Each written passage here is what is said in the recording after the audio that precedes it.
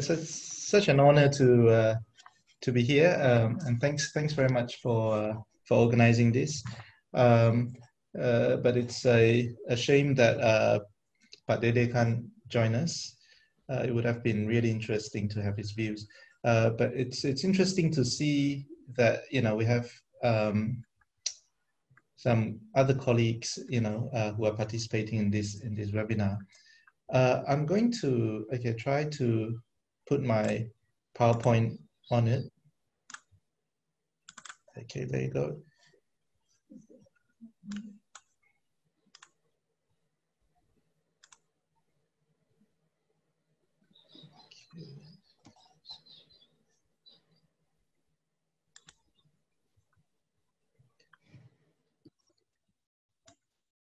All right.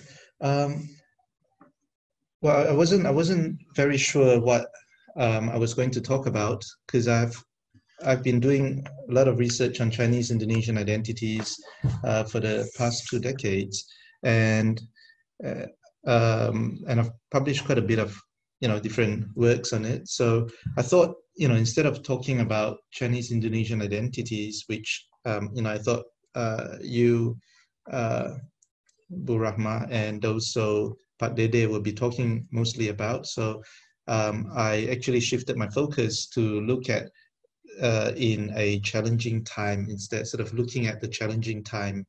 What are we actually talking about when we're talking about a challenging time where the Chinese are situated at a moment? So I'm going to focus mostly on that particular context. But before that, I will start by referring to 2 core authored articles that I have published with Ibu Esther Kunchara from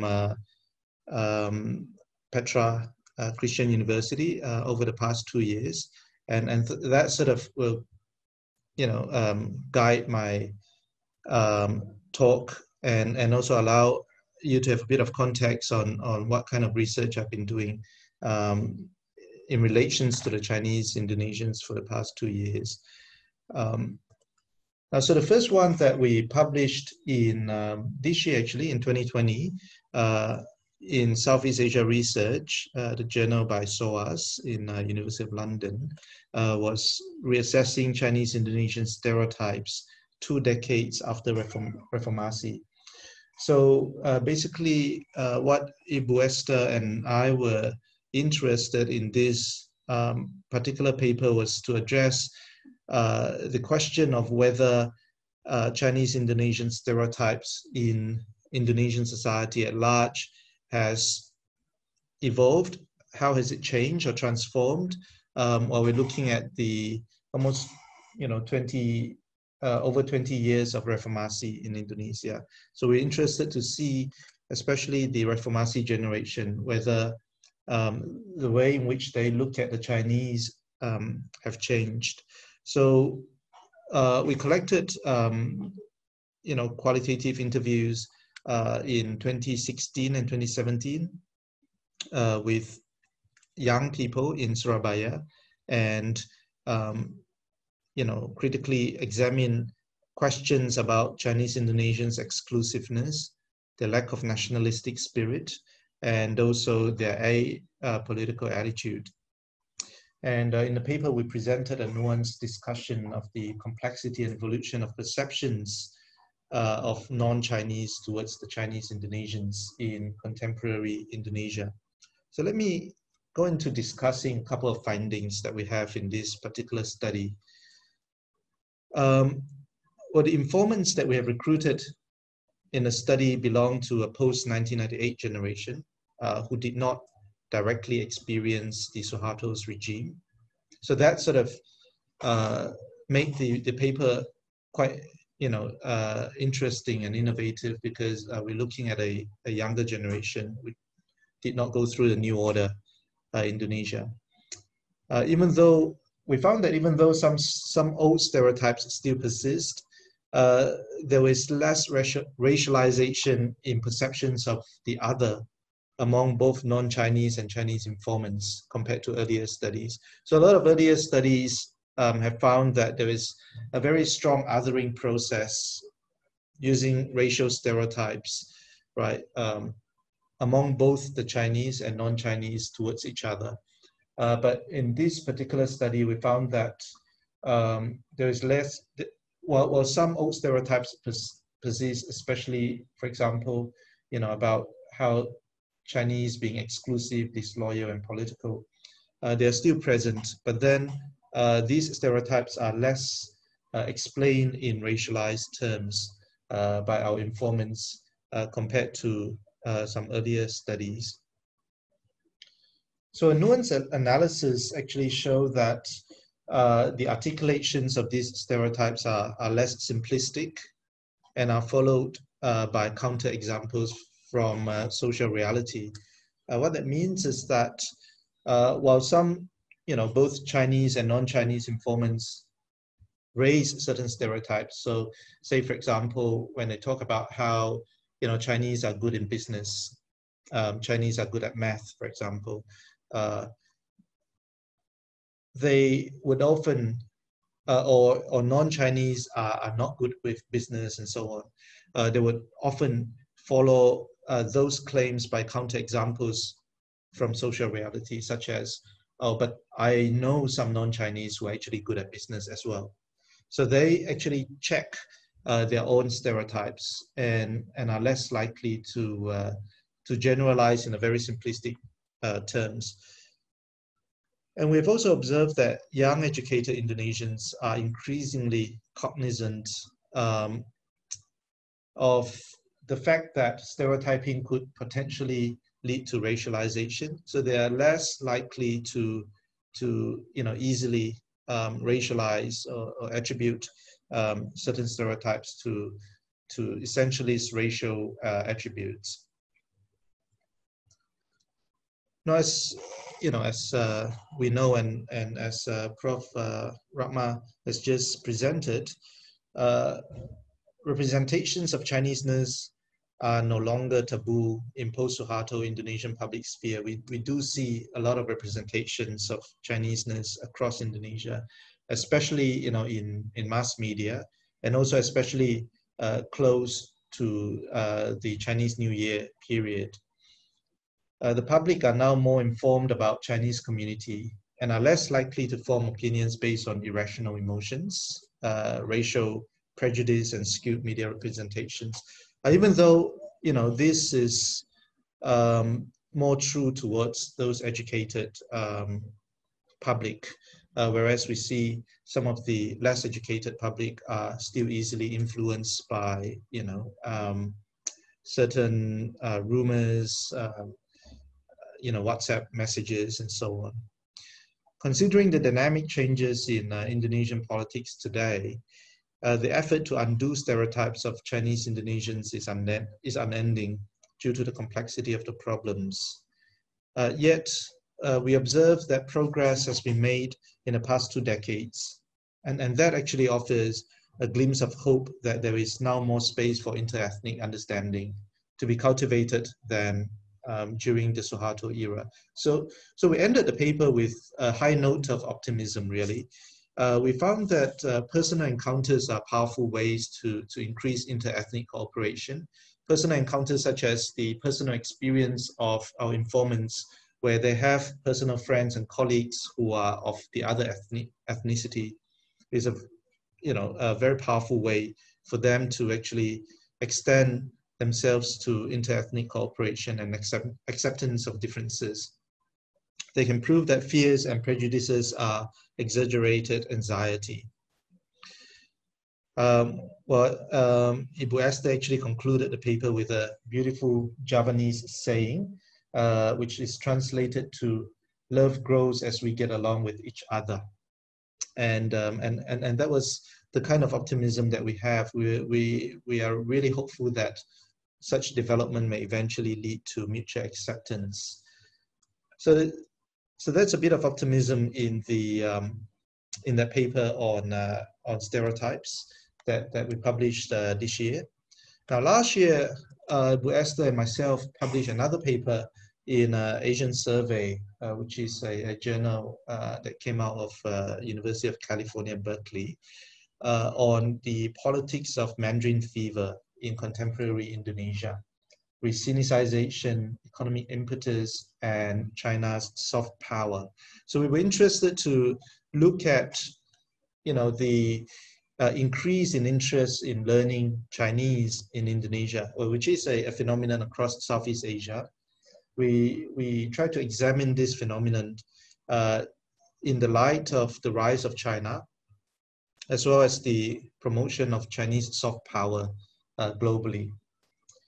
We also look at the market forces that reward Mandarin competency in contemporary Indonesia, which drives people to want to learn Chinese. Some of the key findings. Now, with the fall of Suharto in 1998, we saw that there is a liberalization of Chinese culture and language in Indonesia. There are a lot of universities are offering, Chinese studies or sinology programs.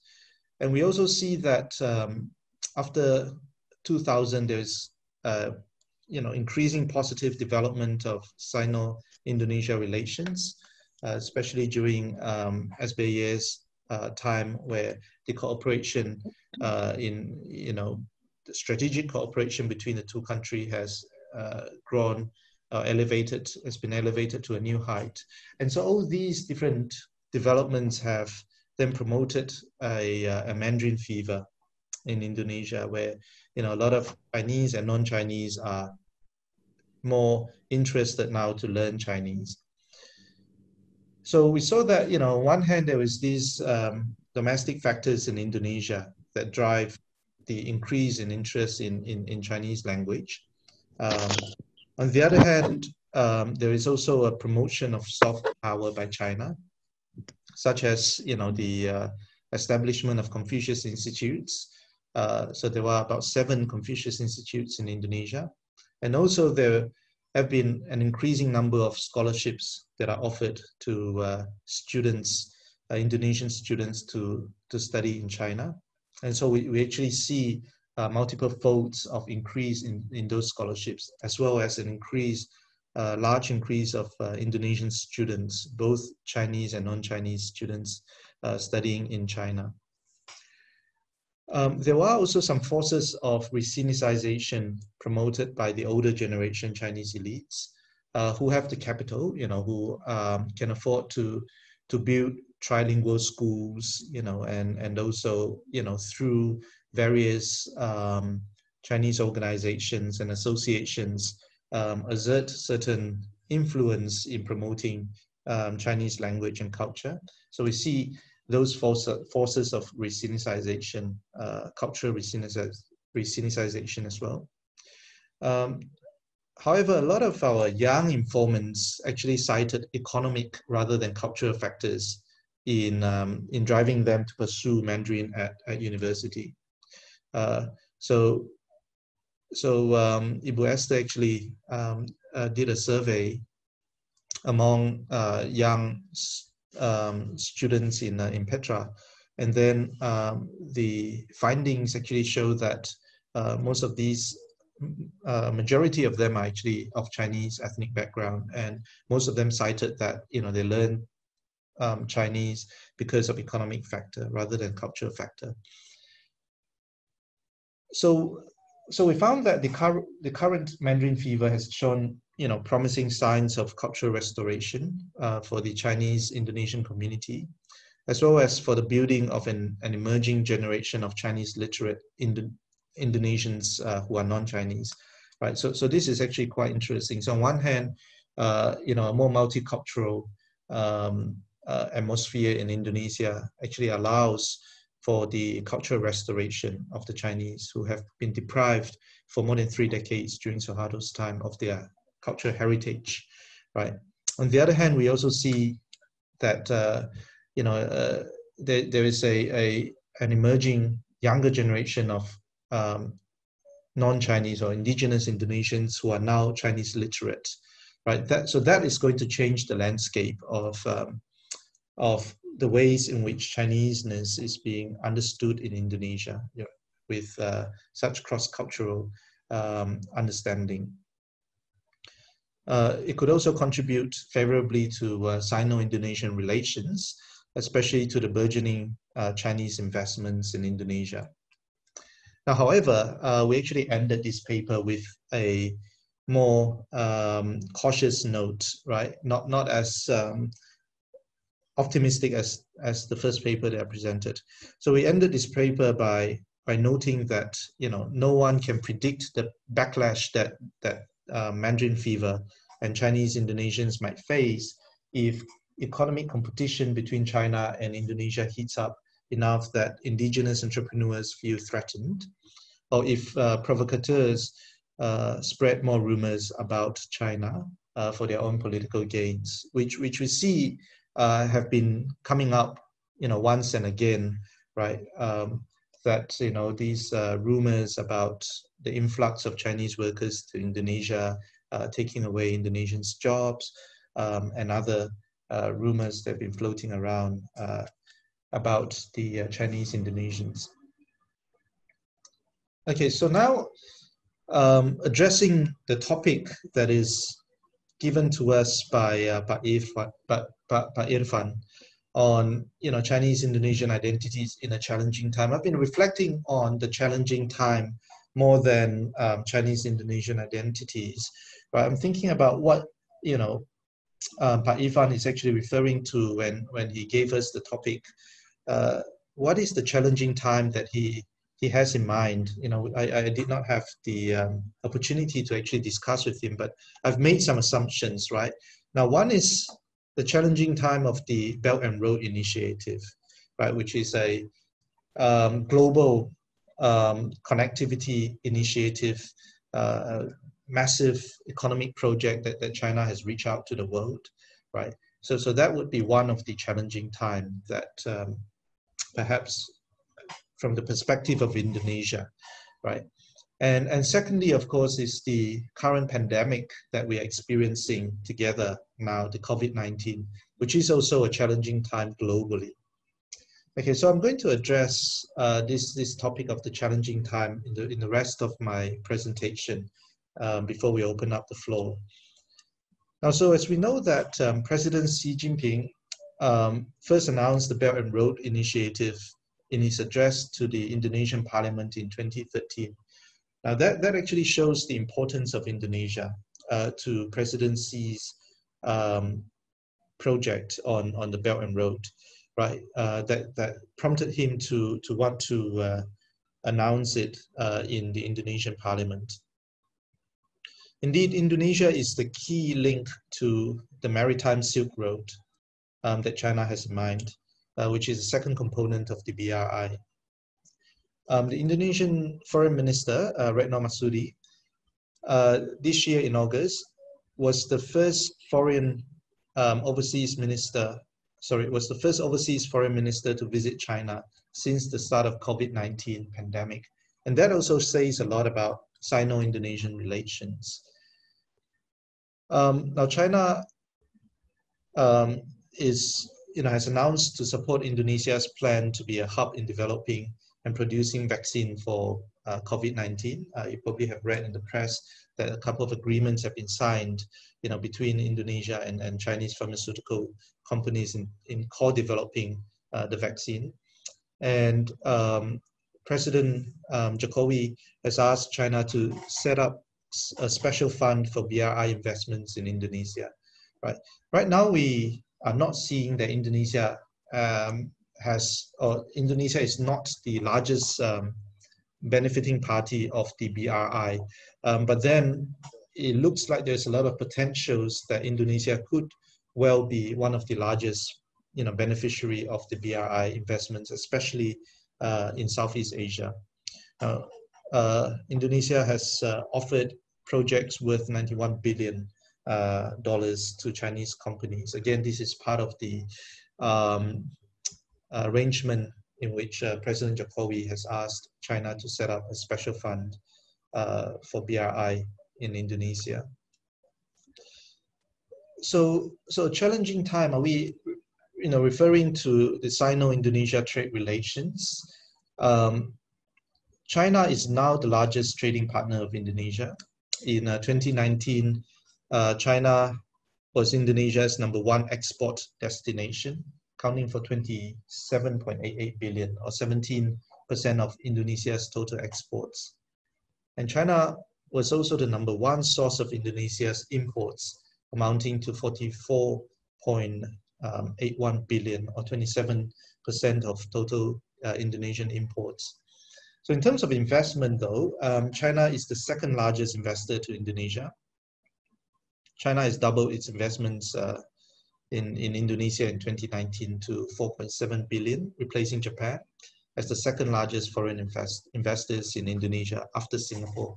But we do know that a lot of Singapore investments overseas, some of these Singapore companies are actually owned by foreign interests as well. So we would not be surprised that there might be Chinese owners actually behind some of these Singaporean investments. Now, China has invested in capital-intensive sectors and also large projects such as infrastructure, manufacturing, transport, and telecommunications sectors in Indonesia. So again, moving from the very glowing picture of Sino-Indonesian relations, especially in trade and economics, we move to a more sensitive and challenging relations between the two countries when it comes to the South China Seas dispute. Now, Indonesia is not a party to the disputes over the islands in South China Seas. Indonesia does not have overlapping claims with China. However, Indonesia does not recognize the Chinese 9-dash line, in Chinese maps, and Indonesia maintains its rights to the exclusive economic zone, the EEZ, especially around the Natuna Island, right, which is rich in fishery and natural resources. So that is one point that Indonesia would not compromise. So there has been, these alleged Chinese fishing vessels that are intruding into Indonesian territorial waters around Natuna Islands. So we see that Indonesia has stepped up its military surveillance in the area, including deploying military planes and vessels on Natuna Island, right? And setting up military base in Natuna Island. And again, that sends a very strong signal to China about territorial sovereignty and also territorial integrity, right? So that remains a very sensitive and edgy sort of issue between the two countries. Even though we see that in terms of economic relations and trade relations, both countries have achieved new heights. So this is, I think this is my last slide. When we think about Chinese-Indonesian identities, a lot of studies, including my own studies previously, have looked at a lot of aspects of Chinese-Indonesian culture, Chinese-Indonesian, social class, lifestyle, practices, and also, the way in which they have hybridized into Indonesian community and so on. But I think increasingly we need to also consider beyond the cultural studies of Chinese-Indonesian identities and moving into more political, economic contexts of such, such study. For example, we need to consider domestic contexts of the rising conservative Islamic forces in Indonesia. Of course, since the fall of Suharto, the opening up of the public sphere, we see fiercely contested public sphere in Indonesia, and conservative forces have sometimes sort of tried to monopolize such space. And we see, during Ahok's or anti-Ahok's rallies and so on, how powerful such forces can be, right? And so domestically, I think we have to try to understand the positions of Chinese Indonesians, looking in the light of such forces, and also government policies towards the Chinese or towards any kind of minorities as well, right? And government's commitment to multiculturalism and to pluralism in Indonesia. And secondly, we need to consider political economy contexts, right? Such as the Belt and Road Initiative of China and the increasing Chinese FDIs in Indonesia, and also the role of Chinese Indonesian business elites, right? What role are they playing, with these new kind of trade opportunities that China and Indonesia have negotiated, right? So are they still playing the middle person, the bridge, role? How are they actually benefiting from all these new transactions that will take place, right? And also, just normal, ordinary Indonesian, Chinese Indonesians, how much do they actually care about such, new economic contexts, right, that is involving China, their distant ancestral homeland, so to speak, right? Probably, it doesn't actually affect them or bother them, or they probably have not much knowledge about these developments. But the backlash often will involve them, right? Regardless whether they're involved in such new developments or not. Now, thirdly, I propose that we have to try to understand Chinese Indonesian identities in light of the geopolitical context, right? On the dynamic Indonesian-China relations, as well as some of the developments in South China Seas that is still continuing to be quite sensitive. Of course, the new developments of COVID and so on. And I think a larger context of US-China relations and US-Indonesia relations, the kind of geopolitical context would also affect the way in which, Indonesians actually react to China, and then that would have a repercussion to how Indonesians react to Chinese Indonesians, even though arguably there's no connection between most Chinese Indonesians with China, but the kind of perception that anything to do with China is still related to the Chinese Indonesians, and we do see the episodes of violence, rumors, or threats of violence do actually come about every time when there's certain events that happen in China or related to China and Indonesia relations. So in that light, I think that is the challenging time to me that we have to take into account when we study Chinese Indonesian identities.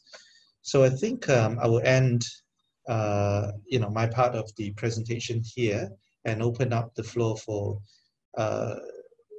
dialogue and discussions.